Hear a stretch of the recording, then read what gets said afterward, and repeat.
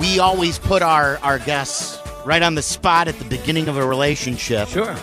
And Rick Hahn, how would you grade Yoan Moncada's singing ability and music video ability? I got to tell you guys, that's my jam right there. I mean, that is my jam. It's going to be my ringtone. And hopefully that's our MVP third baseman or MVP candidate third baseman. But it's good to see that he's, I guess we would now call him a six-tool player based on that ability that he showed there in that music video. Rick, do you also shop where Moncada shops for one of those fantastic rompers I think he was wearing for Yeah, there's been a lot of times over the last few years when we've been on the road and, our wardrobes have gotten mixed up, as you can obviously see. You may see him occasionally in a quarter zip with a Sox logo on it and me wearing the man romper on the road. It happens. That's awesome. Rick Hahn, the White Sox general manager, it's great to talk to you. Great to have you on the Waddle and Silvy show. Great to have the Sox on ESPN 1000. And look, I know you still haven't won anything yet, but do you give yourself a moment to kind of take a step back as pitchers and catchers report and sort of look at what you guys built over the last 4 or 5 years and say to yourself, this is pretty damn good right now. Pretty damn good of what we've accomplished. It's a fair question. It came up yesterday during my opening press conference about sort of taking a moment and to appreciate where we're at. And yes, I think for the scouts and coaches and front office staff who have, frankly, sat through some suffering here, scheduled suffering to get us to the point of being in a position to contend. I think everyone should take a moment and appreciate that we're sitting here on the opening of spring training with realistic World Series aspirations. That's what we aspired to do. That's where we wanted to get to. That's why we started this rebuild, and it's a feeling, or at least realistic aspirations that we hope to have here for the foreseeable future. At the same time, as you alluded to at the start of the question, we haven't won anything yet. Last year was a real nice step forward. It was a nice taste of things to come, but it left everybody hungry for more. So once we got back out on the fields yesterday as a group, the focus to a man was on what lies ahead instead of how we got here.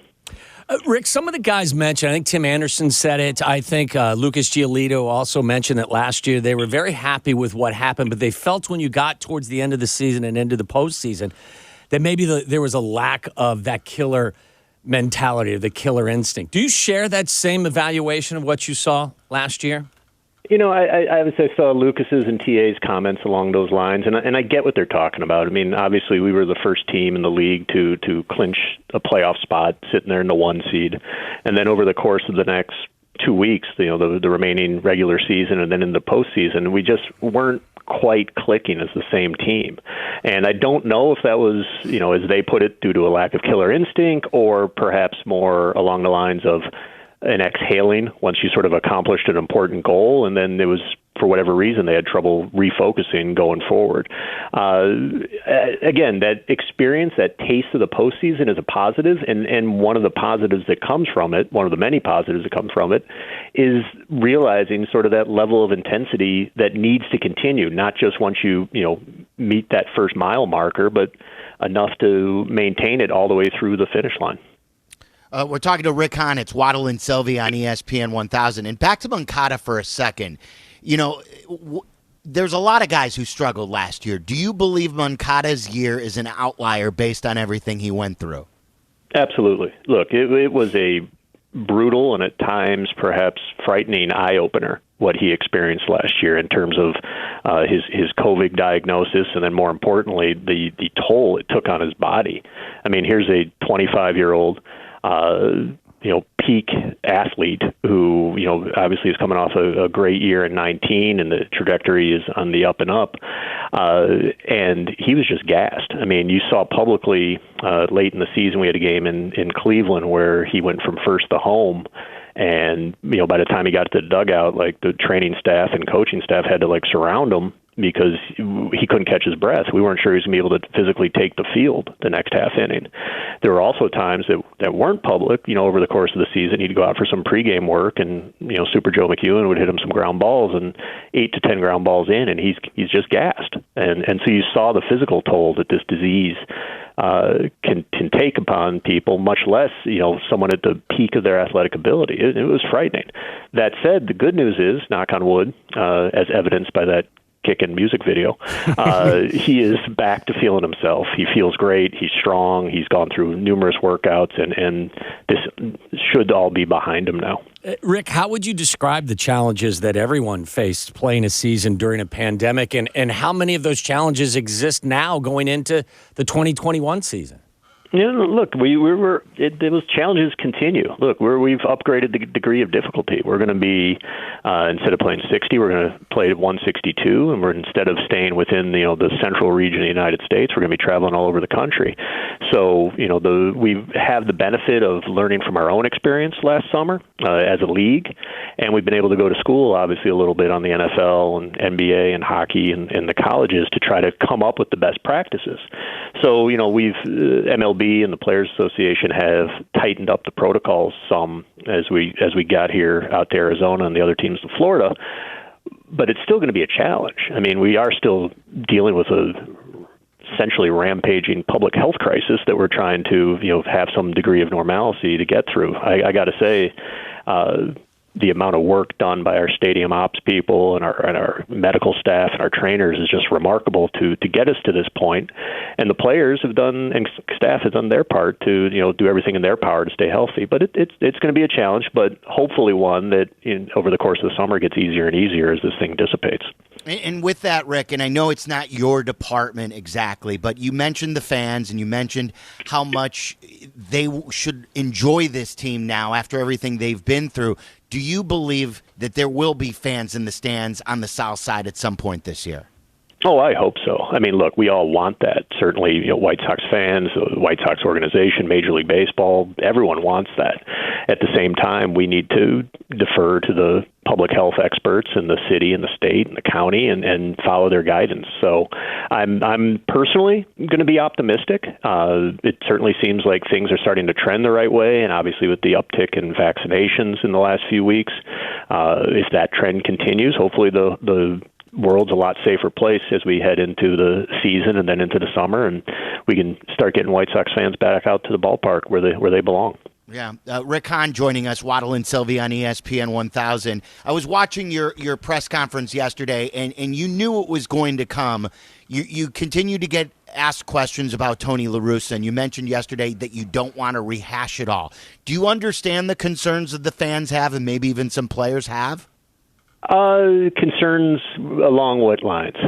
Because I guess the short answer is I don't entirely get them. So I'm curious, what concerns are along what lines? Well, whether he's a guy who hasn't managed in 10 years, or what happened a year ago, or his age, all those things. That part, yeah, that I do get that, and sorry, I didn't quite get the question at first, but I do get that, and Tony gets that, and I think he's been upfront about he knows he starts from zero, the way he puts it. He has to earn the players' trust and faith, and then ultimately earn the fans' trust and faith that he's the right guy. I'm probably, as I alluded to yesterday, I think I'm probably the wrong guy to ask, and that I've had the benefit of the last 4 or 5 months of seeing his work ethic, of seeing his attention to detail, of seeing his energy, how he's interacted with the players that he's been able to interact with, and the amount of work that he's put in over the last several months out here in Arizona, where he essentially moved once he got the job.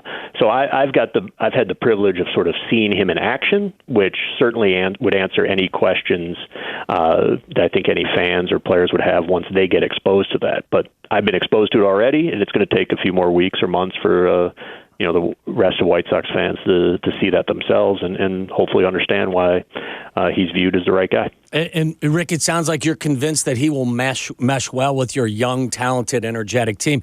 Do you get the sense that your young team is also going to mesh well with him, and that they're excited about working with him and picking his baseball brain? I do, and I think that's the sort of a bit of the element that I don't know, maybe get lost a little bit early on in that certainly there's a generational element to interacting across the generations, or the off the field interests of the current generation of players versus what he was used to, that was understandably discussed early on in the process. But I think the part you hit on there is really important, that his baseball bona fides and his baseball expertise and his knowledge and success are virtually unparalleled in the game today. And our young players who want to get better, who want to get to the promised land where he's been before, are really, gobbling that up from him. Like they want to be around that, and they are eager to learn from him.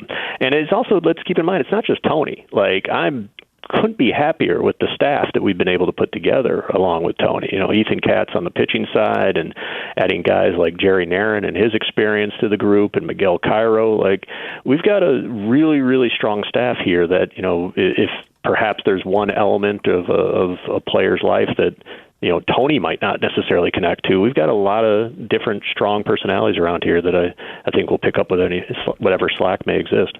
One of the other big stories of pitchers and catchers reporting, Rick, is Michael Kopech being back with the team and being healthy. You've alluded to some sort of maybe a special role to get him going all the way through October. Are you alluding that he could start the year in the bullpen? That's certainly a possibility, Silvy. Here's the thing: and we've discussed this with Michael, and we can certainly make it clear that long term, we view him still as a potential premium starter. We think he's part of a very good rotation for a long time. But we have to be aware of two things. One, for the last 2 years, he hasn't faced any hitters. So we're not building up off of a very solid innings base right now. It'd be foolhardy to think, okay, we're going to give this guy the ball every fifth day, and he's going to be strong late in the season. Eventually he's going to run out of gas. The second element is that we obviously have pretty lofty expectations around here. We hope to be playing and winning ball games deep into October, and we want to make sure that Michael Kopech is healthy and productive and part of that. What's the plan for Crochet as camp begins? You know what? Not entirely different from what I just described for Michael, in that, long term, he still very much has the potential to be part of a premium rotation.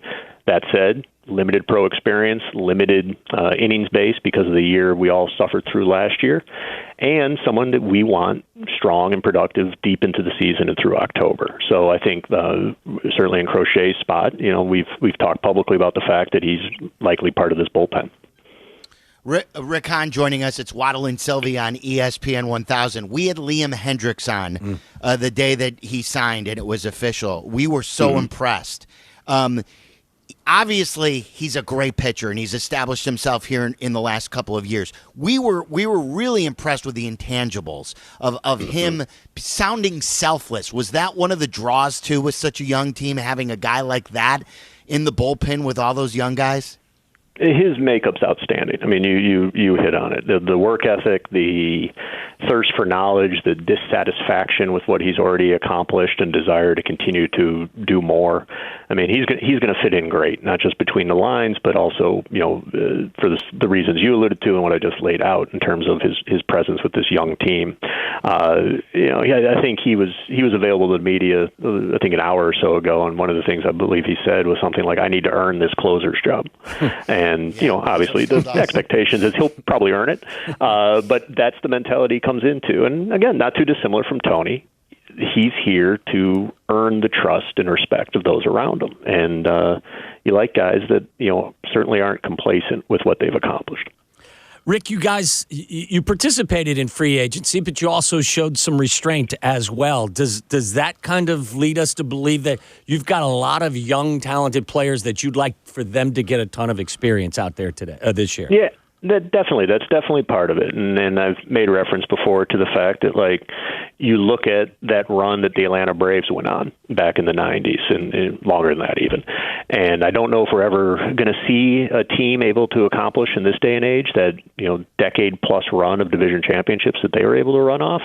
But it's certainly a good aspiration. And as we put this thing together, one of the things we take from teams like that is that essentially annually, if not every other year, they were introducing young players at the big league level, and they were growing their own and internally giving them the opportunity to join the core that they had put together. We've got a lot of young, talented guys here, and certainly you can look on paper and be like, well, there's veterans available who's, maybe a surer bet to produce at this certain level. But we feel like we've got a nice, especially on the offensive side, a nice core there that is going to allow the room to introduce some young players into the lineup and give them the chance to, achieve perhaps even at a higher level, if not this year, but certainly for their career, than that veteran alternative that could be available as a substitute. Rick, someone like you who's done the job for so long, you're always thinking about what's next. Does anything about this team going into the season keep you up at night? Yeah, unfortunately. It's a bad way to live my life, but you're always, it's part of the gig. You always worry about what could go wrong. And I think that probably all 30 GMs, if you asked them what's their biggest fear, it's health. I mean, you just want to get through these 6 weeks down here, putting aside the whole pandemic element. You just want to get through these 6 weeks here with everyone healthy and intact. And, not too dissimilar from probably the other 29 clubs. If we had an area where we'd want to add, it would be in from a pitching standpoint. We're entering a year where obviously coming off a 60-game season, guys are going to be asked to ramp back up to levels that they haven't been at in over a year. And you want to make sure you have enough alternatives around to try to get us through those essentially 1,400 or so innings that we're going to need this season, during the regular season alone at least. Rick, always great talking to you. It's great to have you back on ESPN 1000. Like Waddle said, no pressure. The last time you guys were on our station, as you know, it was 2005, so hopefully there will be a big celebration in October. I look forward to that. And if that's the fact, if you guys are the but-for cause for us not winning the World Series in the last 16 years, then I'm going to get on Brooks Boyer for not doing this sooner. Yes, I think that's a great idea. Anyway. Yeah, get on him for a number of reasons. Good point. That'll probably happen anyway. Yeah. Thanks, Rick. Thanks for Appreciate it. Be well, guys. There you go. There's Rick Hahn, the general manager of the White Sox. Good stuff there. A lot to talk about.